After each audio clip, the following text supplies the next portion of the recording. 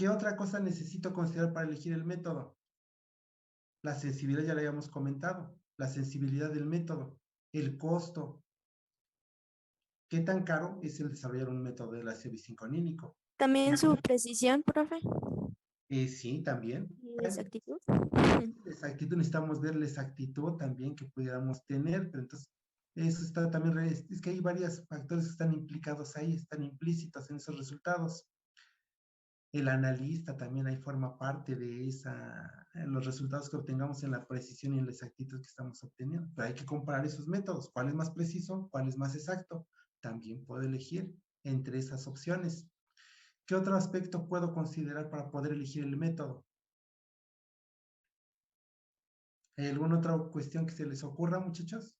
¿O que se acuerden? El coeficiente de variación también podría ser. El coeficiente de variación, ese está relacionado con el grado de imprecisión obtenido para ese método. Uh-huh. Entonces, de estas que comentamos, estas son las principales para poder elegir cuál es el método que más me conviene utilizar. Entonces, para elegir el método, siempre tengo que saber todo lo que sea posible respecto a la muestra. Se dice la historia de la muestra. ¿Qué hay? ¿En qué viene? ¿Está disolvente? De esa muestra, ¿hay presencia de algún analito que puede interferir en el desarrollo de mi método? Entonces, esto lo debo de considerar para poder elegir cuál es el método más adecuado.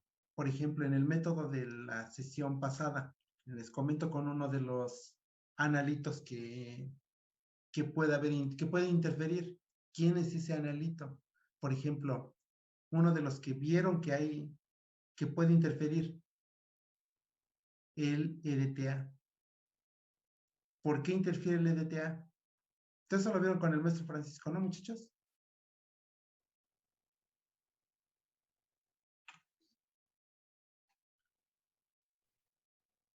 No, eso no lo vimos, pero interfiere porque es un quelante. Entonces Es, va a atrapar los iones cuprosos. exacto. Entonces, parte del desarrollo que ustedes habían revisado, requerimos la presencia de qué metal, muchachos. De cobre. Necesitamos la presencia de cobre. Necesitamos la presencia de cobre y si el quelante va a quelar, va a atrapar a ese cobre, va a constituir, obviamente, una interferencia al método.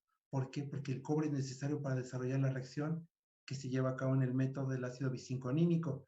Y si hay presencia de EDTA, puede atrapar a ese cobre, disminuir la cantidad de cobre disponible dentro de la solución que estamos trabajando.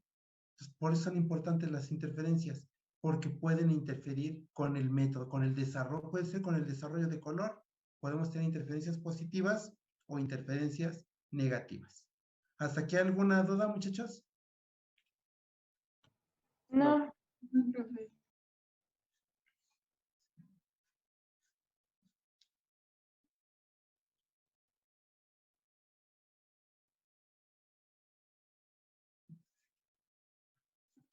Bueno, este método fue publicado por Marion Brandon en 1976.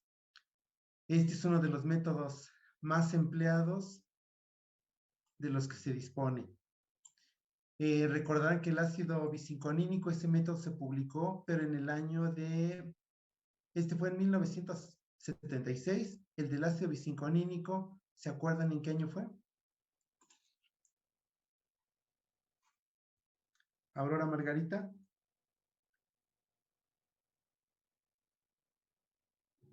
¿Me escuchas, Aurora? Sí, profe. ¿Te acuerdas en qué año?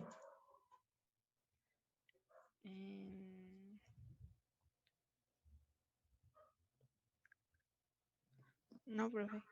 ¿No puedo contestar? Pero en 1985. 1985. ¿Quién contestó? Yo, América. América. ¿Tu apellido cuál es? Vázquez. Vázquez. Sí, fue en 1985. en 1985 fue cuando se publicó el método del ácido bicincoanínico. Entonces, como verán, el método más reciente es el ácido bicincoanínico. De estos dos métodos que estamos revisando, el método más antiguo, con más tiempo de haberse publicado, fue el método de Bradford. Esto sí, sí necesito que lo tengan presente, porque esto nos va a servir para poder decidir cuando hagamos la comparación de métodos. Bueno, entonces, continuamos con esta revisión. Bueno, de todos los métodos necesitamos también conocer algo importante, es el fundamento del método. ¿En qué se basa este método? Este método dijimos que es un método que implica desarrollo de color, es un método fotométrico. En este método implica la formación de un complejo colorido en condiciones ácidas entre lo que sería el azul brillante de Cumasí, G250, y las proteínas. ¿Qué parte de las proteínas es la que puede interaccionar este colorante? ¿Con qué tipo de residuos de aminoácidos? Aminoácidos principalmente que son aminoácidos básicos, principalmente con arginina, lisina, histidina, aunque estos en menor grado, también tirosina, triptofano y fenilalanina. Como ven, esos tres últimos son los aminoácidos aromáticos. Principalmente es con los aminoácidos básicos, con los que puede interaccionar el azul brillante de Cumasí con las proteínas, a través de estos residuos de aminoácidos. Arginina, principalmente, y en menor proporción, lisina y histidina. En este método, bueno, lo que vemos inicialmente en el reactivo es un reactivo de color café rojizo. Su longitud de onda de máxima absorción de este colorante es 465 nanómetros, pero cuando se formó el complejo, cambia su absorción, su máximo de absorción cambia a 595 cuando se ha formado ese complejo colorido. Y la cantidad de complejo formado, bueno, es representativo de la absorción que vamos a tener. Entonces, la absorción va a ser proporcional a la cantidad de proteína presente. Y además, este método tiene lo que sería el desarrollo de color, nos lleva aproximadamente una hora. Una hora para lo que veríamos como color estable. Ahorita vamos a ver cuánto tiempo nos tardamos en desarrollarlo, pero el tiempo que permanece el color una vez desarrollado, el tiempo que disponemos para poder leer las muestras después de que terminamos la adición de reactivos y dejamos su tiempo de incubación, tenemos una hora para poder hacer esas lecturas de manera confiable. Bueno, en la siguiente diapositiva lo que vemos es aquí la reacción que se está llevando a cabo entre lo que sería la proteína, principalmente los residuos de aminoácidos básicos, van a interaccionar con el azul brillante de Cumasí. ¿Qué es lo que vemos dentro de esta estructura, muchachos? ¿Qué es lo que podemos observar? Es una estructura, tiene varios grupos aromáticos y además tiene, ¿qué grupos? ¿Qué grupos estamos observando?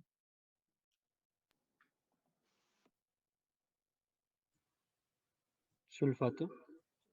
Grupo sulfato. ¿Cuál sería el grupo? Bueno, grupos con los cuales puede interaccionar este colorante con los residuos de aminoácidos básicos. Tenemos grupos de ácido sulfónico. Aquí tenemos dos grupos, aquí en cada extremo estamos viendo dos grupos sulfónicos. Entonces, este reactivo puede interaccionar con estas proteínas, pero ¿a través de qué tipo de enlace? ¿Bernardo?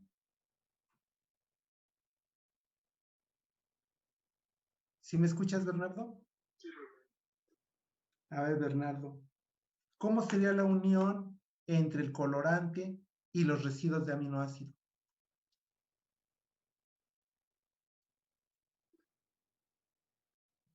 Guíate por este tipo de grupos. Grupo sulfónico.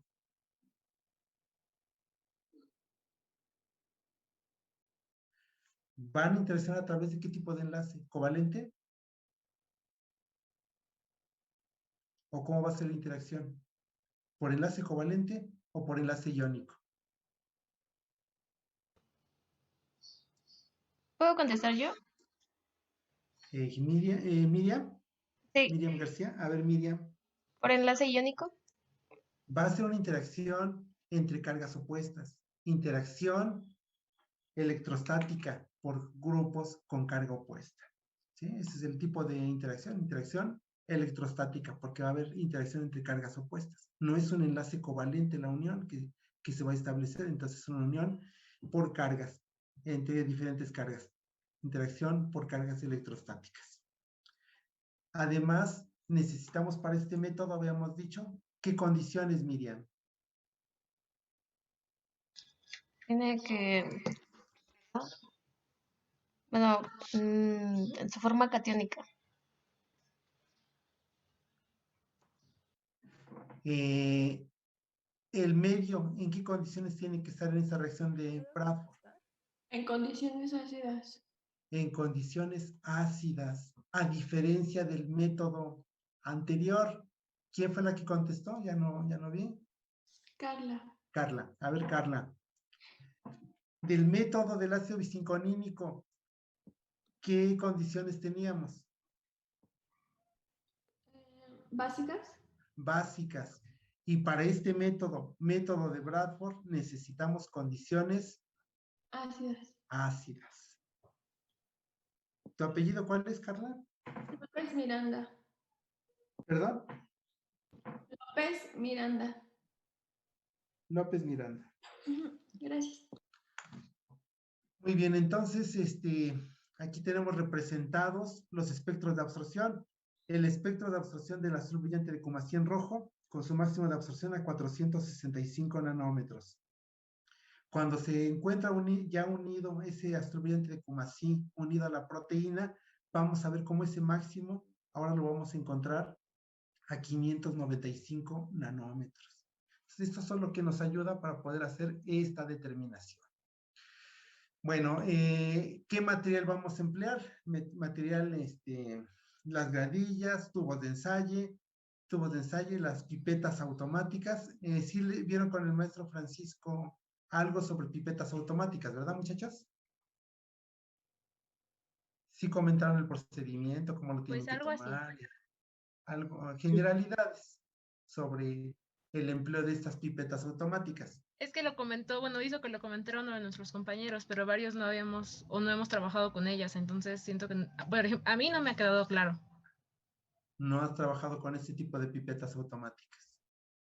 No. Bueno, en este tipo de pipetas me van a poder medir con mayor exactitud los volúmenes que requiero para poder trabajar. Necesito medir volúmenes exactos, que el volumen que esté midiendo sea constante. Esto me lo va a poder proporcionar este tipo de micropipetas, pero obviamente necesito saber cómo manejar estas pipetas.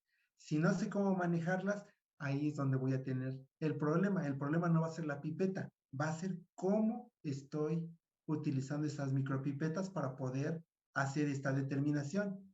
Permítanme, muchachos, voy a dejar de compartir esta pantalla y les voy a compartir una presentación.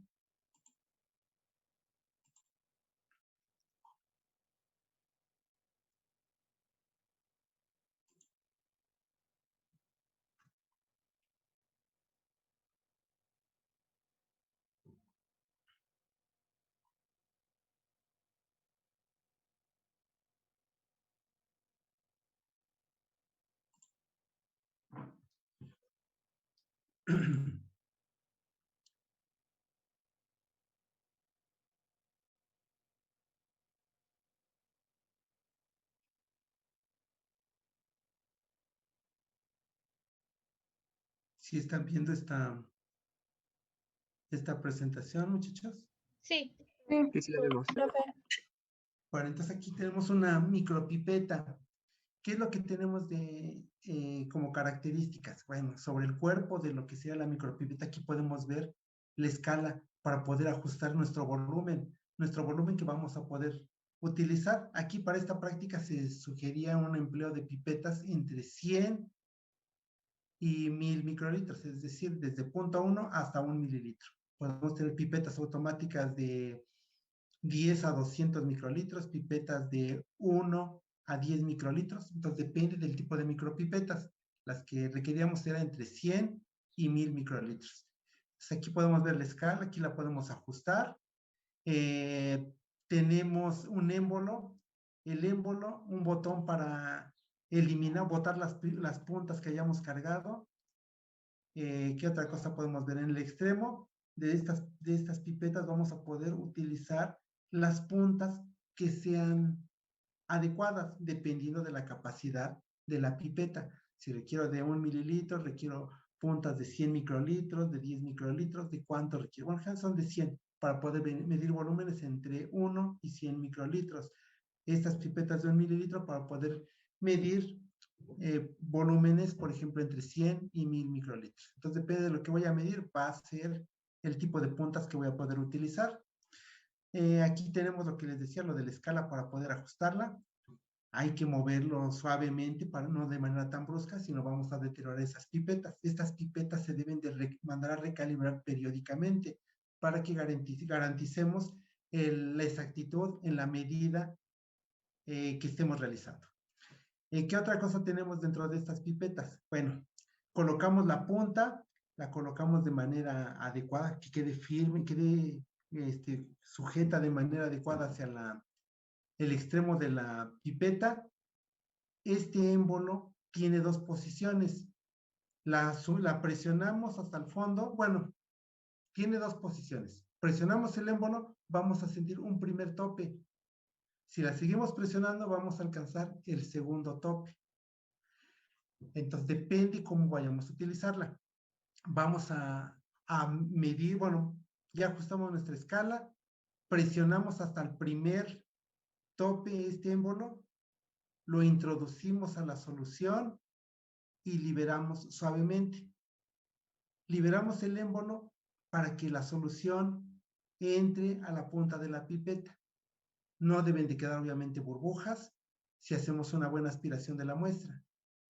Llevamos esta pipeta hacia lo que sería el recipiente donde lo vamos a depositar, en este caso nuestros tubos de ensayo, y ahí vamos a liberar el volumen. ¿Cómo lo vamos a hacer? Presionando el émbolo hasta el último tope. Entonces, al primer tope me permite cargar mi muestra, y ya cuando la voy a depositar, debo de presionarla hasta el segundo tope para liberar completamente el volumen que estoy transfiriendo. Asegurarme que no debe haber burbujas en la punta. Entonces, para eso la debo de introducir una profundidad adecuada a esa punta dentro de la solución. Lo que se recomienda que aproximadamente 5 milímetros por debajo de la solución es la longitud o la distancia que puedo introducir esa pipeta dentro de la solución de mi muestra, obviamente asegurándome de que no vaya a aspirar aire. Si aspira aire por falta de la solución, este líquido puede llegar al interior de la pipeta y puede comenzar a deteriorarse. No sé si haya quedado más o menos claro, muchachos. Sí, profe. Sí, profe. Bueno, ya varios de ustedes, o la mayoría, ya han tenido oportunidad de trabajar con este tipo de pipetas.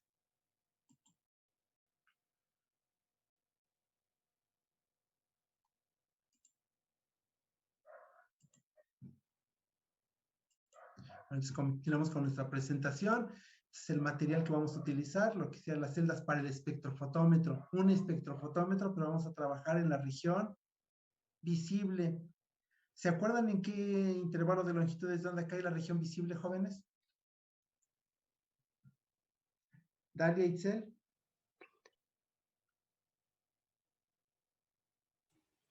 ¿Me puede repetir la pregunta, por favor? Sí, les decía que este tipo de equipos nos permite trabajar tanto en la región ultravioleta como en la región visible. La región visible, ¿en qué intervalo de longitudes de onda la podemos tener? Nada más te pido si hablas un poquito más fuerte porque se te escucha muy bajo el volumen.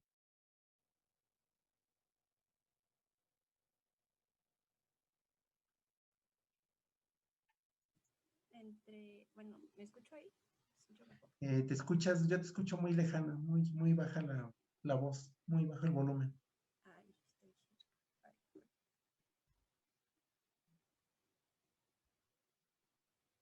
Bueno, es entre 380 y 760 nanómetros.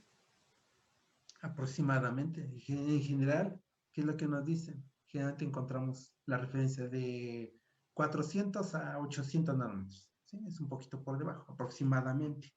Esa es la región que corresponde a la región visible. Y la región ultravioleta se va a encontrar, obviamente, por debajo de esas longitudes de onda. Aproximadamente en el intervalo de 200 a cerca de 400 nanómetros encontramos la región ultravioleta. Para nuestro propósito de esta práctica es la región visible, entre aproximadamente 400 y 800 nanómetros, aproximadamente.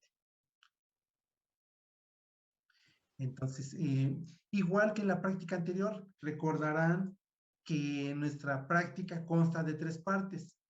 La curva de calibración,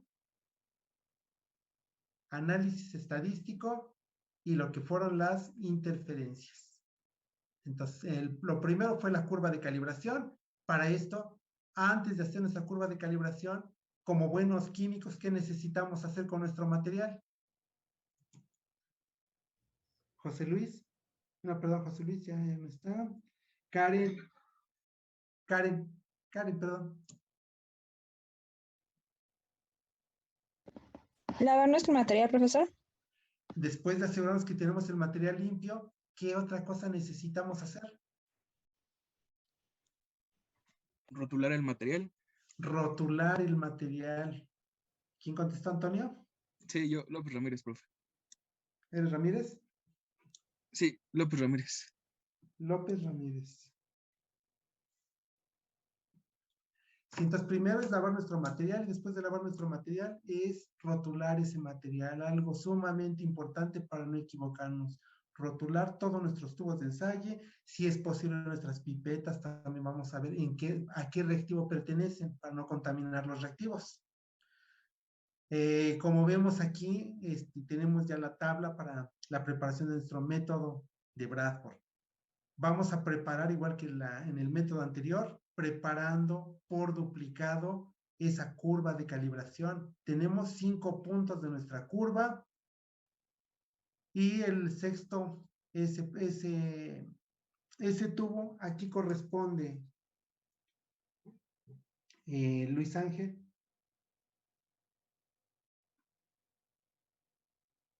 ¿Sí me escuchas, Luis Ángel? Sí, corresponde al tubo blanco. A nuestro blanco. ¿Qué es ese tubo blanco? Si nos haces favor de recordar que es un blanco.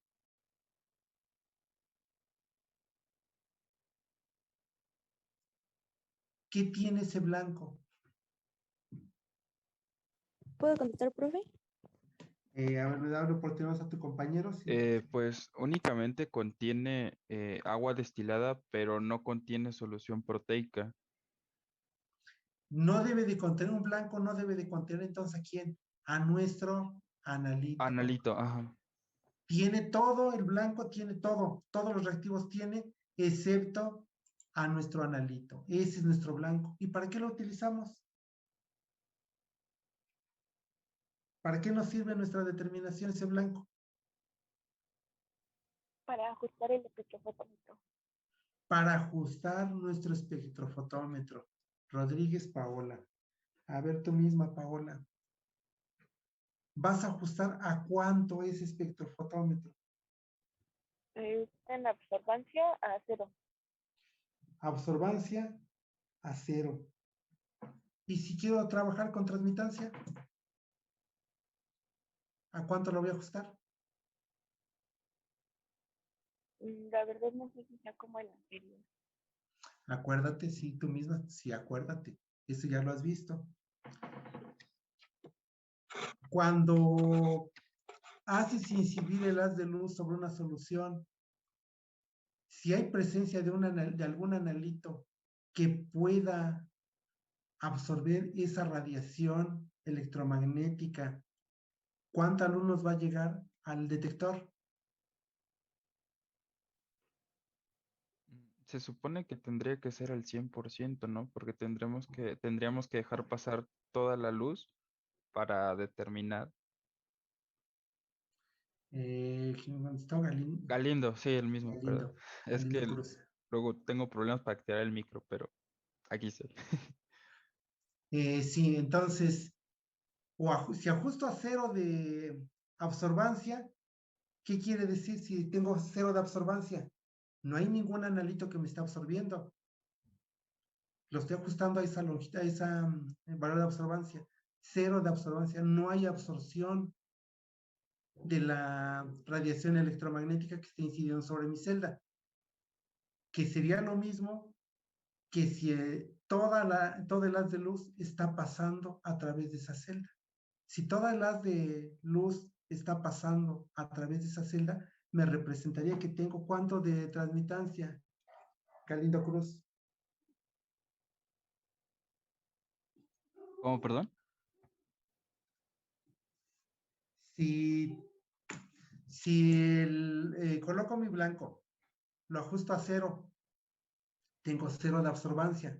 Me está Ajá. indicando que no hay ninguna especie química que esté absorbiendo ese analito. Yo estoy haciendo ese ajuste a 0. Ese ajuste a 0 me corresponde a cuánto de transmitancia. Al 100%, ¿no? Al 100%, es decir, que toda la intensidad de la radiación está pasando a través de mi celda. No hay nadie que, si hay 0 de absorbancia, 100% de De transmitancia. transmitancia. Ujú. Exacto. Sí, entonces puedo decir lo mismo que yo diga ajusto a 0 de absorbancia o que ajusto a 100% de transmitancia. Son equivalentes. Bueno, entonces tenemos esta curva de calibración que decíamos que es por duplicado. Tenemos 5 puntos de mi curva de calibración y un blanco que corresponde al tubo 6. Aquí viene indicada la solución de partida. Igual que en el método anterior, son una concentración de 20 microgramos por mililitro. Muchachos, aquí sí les recalco, es muy importante que si estoy hablando de concentración, sabemos que la concentración es en microgramos por mililitro para esta solución. No nada más es 20 microgramos. Tengo que indicar el volumen cuando hablo de concentración. ¿Cuánto tengo? ¿Cuántos miligramos? ¿Cuántos microgramos? ¿Cuántos gramos tengo en un volumen? Aquí para este caso son 20 microgramos por mililitro. Aquí vemos cómo vamos a adicionar, qué volúmenes vamos a adicionar y son volúmenes que van en orden creciente, obviamente, para que tengamos nuestra curva de calibración, 100, 200, 300, 400 y 500 microlitros de esta solución. Después vamos a completar con cierto volumen de agua. Aquí viene indicado qué volumen vamos a ir adicionando para que tengamos entre estas dos soluciones un volumen de 500 microlitros. Ajustamos y adicionamos el agua.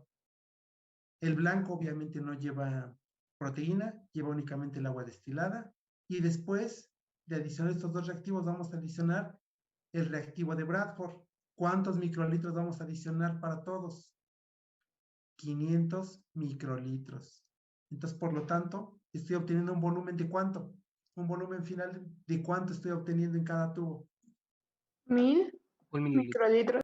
1000 microlitros, que es lo mismo que 1 mililitro como volumen total de esa preparación que estoy realizando. Entonces, es un volumen pequeño.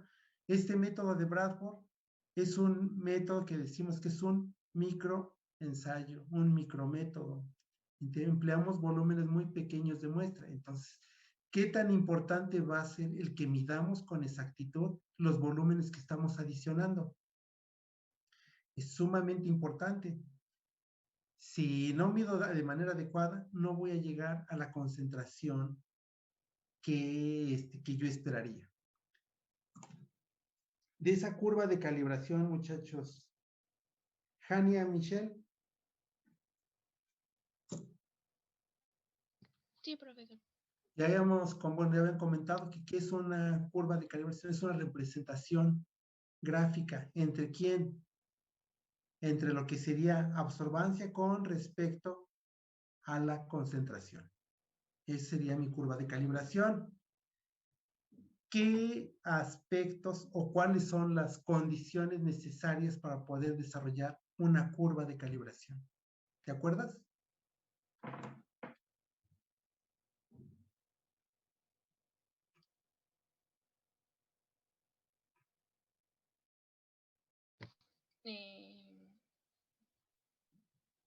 Tener una solución de referencia. Vamos a prepararla con una sustancia de referencia. ¿Quién es esa sustancia de referencia? Nomás te pido si hablas un poquito más fuerte.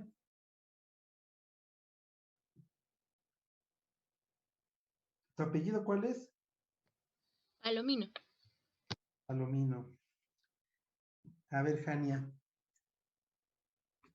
¿Qué estándar es el que se va a emplear para poder preparar esta curva de calibración? ¿Qué proteínas? Vamos a emplear para esta práctica, vienen propuestas 2 proteínas.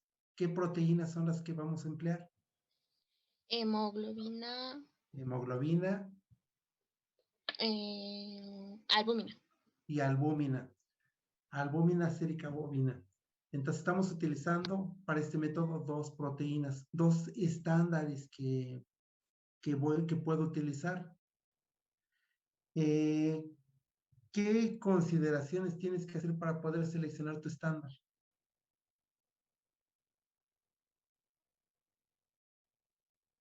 ¿Cómo defines cuál proteína me conviene?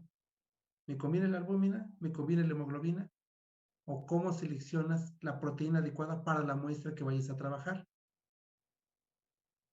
Te dan una muestra y te dicen, esta es mi muestra. Ya preguntaste toda la información necesaria para esa muestra. ¿Cómo seleccionas ese estándar?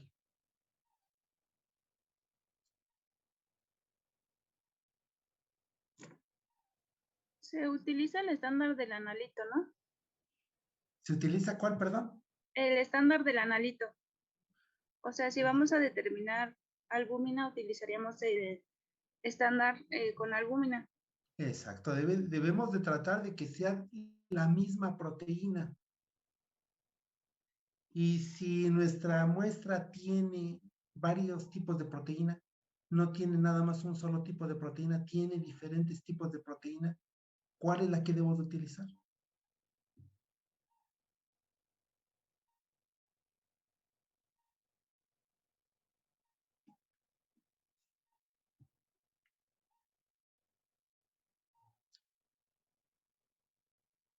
¿Quién sabe?